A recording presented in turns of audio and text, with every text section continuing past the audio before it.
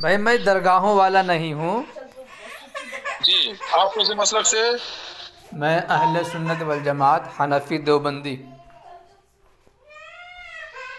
नहीं, अल्हम्दुलिल्लाह देवबंदी में अल्लाह का शुक्र है शिर्क उतना नहीं है, जरा अंदर से है बस, बाहर से नहीं है। मगर बरेलियों में तो बहुत खतरनाक है।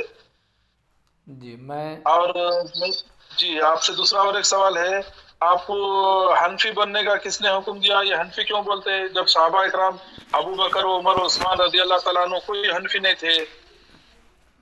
अच्छा जी, तो सहाबा के जी दौर में ये अबू हनीफा थे? अबू हनीफा नहीं थे तो ये बात का फिरका बनाना, एक जमात की तरफ अल्लाह ताला क्या बोला, ईमान वालो तुम सब मिलकर अल्लाह की रस्सी को मजबूती से पकड़ लो और आपस में तफरका मत डालो, बिल्कुल फिरका फिरका मत हो बोला। बिल्कुल सही फरमाया। जी तो अब हम मुझे क्या एक बात कर रहे मालूम है? जी इसको समझने के लिए थोड़ा सा वक्त दीजिए मुझे। जी बोलिए। आप हदीस की किताबों को पढ़ते हैं? नहीं, अल्हम्दुलिल्लाह अल्लाह का शुक्र है जी, पढ़ते हैं। हदीस की किताबों को मानते हैं? बिल्कुल मानते मेरे भाई, ठीक क्यों है। नहीं मानते? अच्छा ये बताइए बुखारी कि है। हदीस की कौन जी कौन सी बोलिए। किताब को मानते हैं? हर वो किताब जो रसूलुल्लाह सल्लल्लाहु अलैहि वसल्लम की सनद तक पहुंचती और जो शिर्क और बिदअत से रोकती, उस हदीस को, उस किताब को हम मान लेते। अच्छा जो भाई, हदीस में शिर्क की बुआ आती, जिस हदीस में बिदअत की बुआ आती, हम उस जो सो हदीस को अल्लाह माफ करे नहीं लेते हम।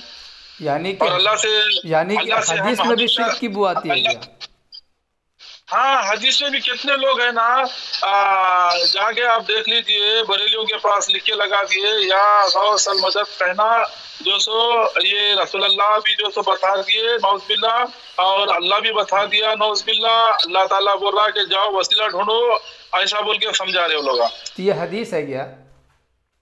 अरे उन्हें बता रहे हदीस से बोल के भाई मियाँ। नहीं नहीं, आपने कहा ना कि मैं वो हदीस नहीं मानता जिसमें शिर्क की बू आती हो, तो हदीस में भी शिर्क होती है जी क्या? नहीं, वो लोग हदीस बोल रहे ना, वो लोग जो बोल रहे हैं उसको नहीं मानते बोलूं मैं। हाँ हाँ, बात सही है, जी इसमें ये कोई तो शक नहीं है कि जो जी हदीस जी नाम ले करके कि गलत हदीस बयान करे, अल्लाह के रसूल ने लानत फरमाई है। और झूठी हदीस। लानत नहीं है, अल्लाह के नबी जनाब मोहम्मद रसूलुल्लाह सल्लल्लाहु अलैहि वसल्लम ने फरमाया, जिसने मेरे तरफ कोई बात मंसूब किया जो मैंने नहीं कहा, उसका ठिकाना जहन्नम है। और जी दूसरी दूसरी बात है, अल्लाह के नबी जनाब मोहम्मद रसूलुल्लाह सल्लल्लाहु अलैहि वसल्लम ने फरमाया कि जो सो जो झूठों में सबसे बड़ा झूठा वो है जो अल्लाह उसके रसूल सल्लल्लाहु अलैहि वसल्लम पर झूठ बांधे। अगर आप हनफी बोल के भी अगर कुरान हदीस की तबलीग कर रहे तो भी ये नाम में कोई हिल नहीं है, रख सकते, जायज है। आप माशाल्लाह बात करने का अंदाज भी अच्छा दिखा मुझे और समझाने का अंदाज भी बहुत अच्छा दिखा, मगर आप जरा उसमें क्या कर देना था मालूम है, जो सो बता देना था कि भाई जो सो हम है ना देवबंदी है, हम जो सो कुरान हदीस से मानते, हम हनफी है बोल के बता देना था। मैंने तो बताया ना बहुत आपको कि मैं बरेलवी नहीं हूँ, मैं उनमें से नहीं हूँ, मैं तो नहीं, सुन्नी हनफी हूँ। ये सुन्नी हनफी देवबंदी हूँ। अल्हम्दुलिल्लाह, जी जी अल्हम्दुलिल्लाह। जज़ाकल्लाह खैर, माशाल्लाह बहुत अच्छी बात बोले, अल्लाह बरकत दे। आपका व्हाट्सएप नंबर दो, आपके बयान वगैरह देखो सुनेंगे इसमें जरा। इसमें बात जी यह है कि आप जो जी बोल रहे हैं ना कि सिर्फ कुरान हदीस को मानना है, मेरे भाई ये बताएं, कुरान हदीस को कौन जी। समझाएगा आपको? आप खुद समझोगे या किसी तो के समझाने से समझोगे?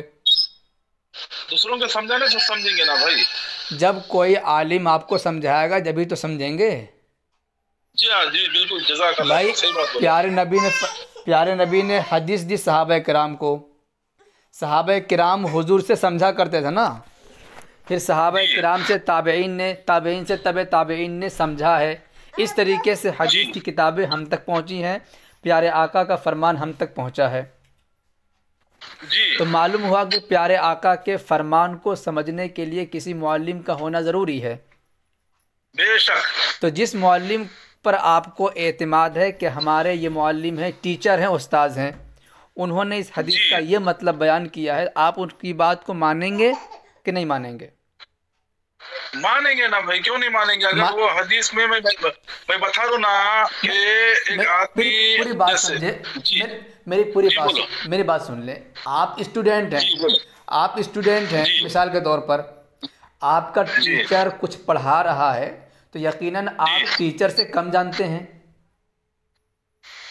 नहीं, कैसा कम ही जानते ना, टीचर से तो कम जानते जी ना जी, भाई। तो टीचर जो बताएंगे आप उस पर एतमाद करेंगे या नहीं करेंगे?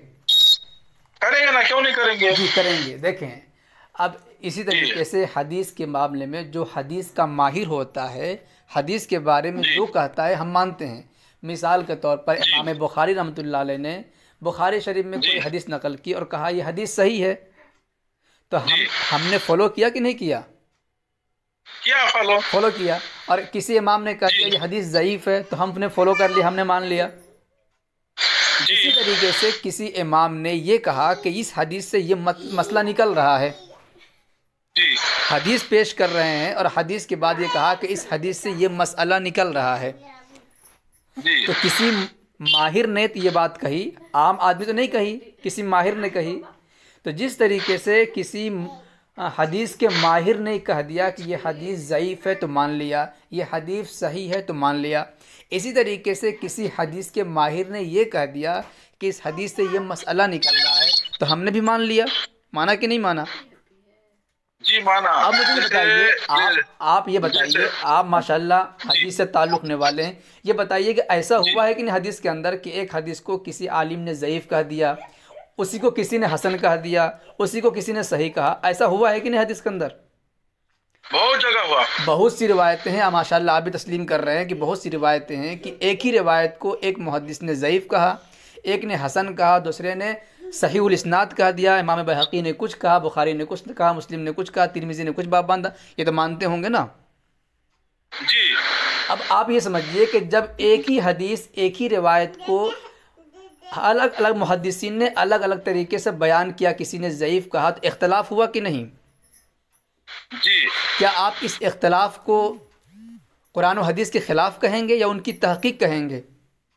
नहीं, ये इख्तलाफ की हम तहक़ीक़ करेंगे और तहक़ीक़ करने के बाद अगर जो बात हमारे को सही सनद तक मिल गई, रसूलुल्लाह तक पहुँच रही, सहाबा तक मिली, तो हम उसको ले लेंगे। मसला वो नहीं है। मसला ये है कि इमाम बुखारी भी कहते हैं जितनी भी रिवायतें हैं उन तमाम रिवायतों की सनद पहुँची हुई है।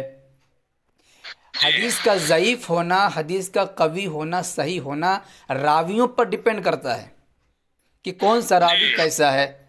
एक आलिम की तहक़ीक़ के मुताबिक एक रावी ज़ईफ़ है, कमज़ोर है, उस रिवायत को उसने कमज़ोर कह दिया।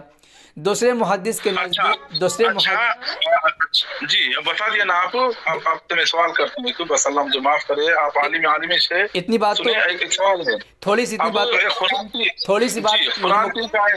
मेरी बात मुकम्मल होने दें। जी बोलो। तो आपने हदीस को ज़ईफ़ और किसी हदीस को सही किसने कहा? हुजूर ने नहीं कहा, बल्कि हदीस के माहिरीन ने कहा और हमने एक्सेप्ट कर लिया। इसी तरीके से मेरे भाई, एक हदीस का मतलब और मफ़हूम, इस हदीस से क्या मसला मुस्तंबत हो रहा है, फ़िक़्ह के माहिरीन में से इमाम आज़म अबू हनीफ़ा रहमतुल्लाह अलैह ने एक हदीस को लिया और कहा कि इससे ये मसाइल निकल रहे हैं।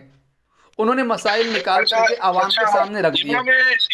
इमाम अबू हनीफ़ा रहमतुल्लाह अलैह जो थे वो लिखना पढ़ना जानते थे ना? क्यों, इसमें शक हो रहा है क्या? नहीं, उन्होंने लिखना पढ़ना जानते थे। बिल्कुल सवाल कर जी, क्यों नहीं, बिल्कुल नहीं जानते थे, आपको नहीं मालूम? उनको लिखना पढ़ना नहीं आता था। उनके दो उस्ताद, दो शागिर्द है, एक अबू मोहम्मद है और एक जो यूसुफ है। अच्छा। दोनों में उस्ताद के बारे में इख्तलाफ कर रहे। आप जरा उसके बारे में जरा रोशनी डालो। अच्छा, और दूसरी एक मैं अच्छा ये बता, एक मिनट, दो बात बोल के खत्म करता हूं। आगे की बात आपको बाद में बताऊंगा, पहले इतनी बात कर लें। आपने कहा कि इमाम आज़म अबू हनीफ़ा को पढ़ना लिखना नहीं जानता था। इमाम आज़म जनाब मोहम्मद रसूलुल्लाह सल्लल्लाहु अलैहि वसल्लम है। सुने, अबू बकर रज़ियल्लाहु अन्हु के इमाम, उमर रज़ियल्लाहु अन्हु के इमाम, सबके इमाम इमाम आज़म जनाब मोहम्मद रसूलुल्लाह सल्लल्लाहु अलैहि वसल्लम है। जी, इसमें कोई शक नहीं है, उसमें कोई शक नहीं है। देखो, जब कभी भी इमाम कहा जाता है तो इमाम क्या बोल रहे? इमाम अबू हनीफा को आज़म बोल रहे और उन्होंने क्या बोल रहे? हजरत जो अहमद रजा को आला बोल रहे। तो इसमें क्या दिक्कत परेशानी है? आला बोलने में दिक्कत नहीं है। क्या दिक्कत है? अरे अल्लाह, कैसी बात कर रहे मेरे भाई, अल्लाह हिदायत दे। अल्लाह को हम सुभान रब्बिल आला सजदे में बोलते हैं। अच्छा, आपके दादा मोहतरम हैं? जी देखो, अच्छा, आपके जद्दे हम अल्लाह को आपके जद्दे आला कौन है? आपके जद्दे आला का नाम क्या है?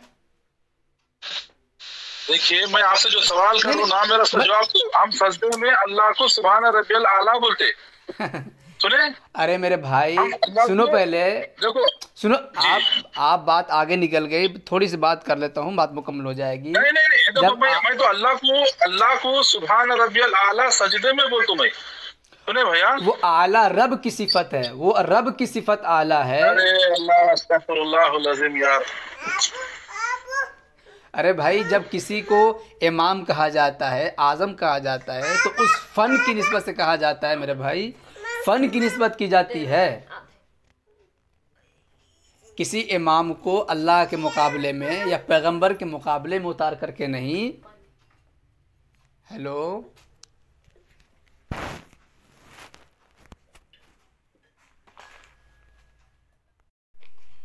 फ़ोन कट कर दिया भाई ने। आए थे समझने के लिए, समझा रहा था, लेकिन बस अपनी हाँक रहे थे और बात कट गई। इन्होंने फ़ोन काट दिया बेचारों ने। पहले तो कहा कि अबू हनीफ़ा जाहिल है, लिखना पढ़ना नहीं आता था। उनके 2 शागिर्द थे। मैं उनसे पूछने वाला था कि भाई कैसा उस्ताद है कि उस शागिर्द तो इतने माहिर हैं और उस्ताद को पढ़ना लिखना नहीं आता है, लेकिन मैंने इमाम आज़म कह दिया। अब बेचारे ने बात को फेर दिया, रुख मोड़ दिया। मैं उसको समझा रहा था कि इमाम जब कहा जाता है, या आज़म हो, इमाम आज़म हो या फला आला हो, तो नबी के मुकाबले में, अल्लाह के मुकाबले में नहीं कहा जाता है, बल्कि उस फ़न के माहिरीन के मुकाबले में कहा जाता है। भाई इमाम बुखारी, इमाम मुस्लिम कहा जाता है, तो हमारे इमाम तो प्यारे आका अलैहिस्सलाम हैं, लेकिन इमाम बुखारी क्यों कहा जाता है? क्योंकि हदीस के इमाम है, माहिर हदीस हैं, फ़न हदीस के माहिर हैं, इसलिए इनको इमाम बुखारी कहा जाता है, इमाम मुस्लिम कहा जाता है। ये हजरात फ़न हदीस के माहिर हैं। इसी तरीके से इमाम शाफ़ई, इमाम मालिक, इमाम अहमद इब्न हम्बल रहमहुमुल्लाह और फिर इमाम अबू हनीफ़ा रहमतुल्लाह अलैह, ये हजरात फ़िक़ह में इमाम हैं, फ़न फ़िक़ह के माहिर हैं, इसलिए इन हजरात को इमाम कहा जाता है। और जितने भी फ़िक़ही अइम्मा हैं, उन तमाम में सबसे बड़े अबू हनीफ़ा रहमतुल्लाह अलैह हैं, इसलिए उनको इमाम आज़म कहा जाता है। तो किसी को आला या आज़म जो कहा जाता है, उस फ़न के माहिरीन के एतबार से कहा जाता है, नौज़ुबिल्लाह, अल्लाह के मुकाबले में या रसूलुल्लाह के मुकाबले में नहीं कहा जाता है। यही गलतफ़हमी इनको हुई है। जैसे किसी को वज़ीर आला कहा जाता है, वज़ीर आज़म कहा जाता है, तो ये अल्लाह के मुकाबले में थोड़ी कहा जाता है, नहीं कहा जाता, और न ही किसी पैगंबर के मुकाबले में कहा जाता है, बल्कि उस फ़न के एतबार से कहा जाता है। लेकिन कौन समझाए बेचारों को? जब सुनने का मिजाज ना हो, समझने की कोशिश ना हो, तो कौन समझा सकता है? हम तो समझा ही सकते हैं।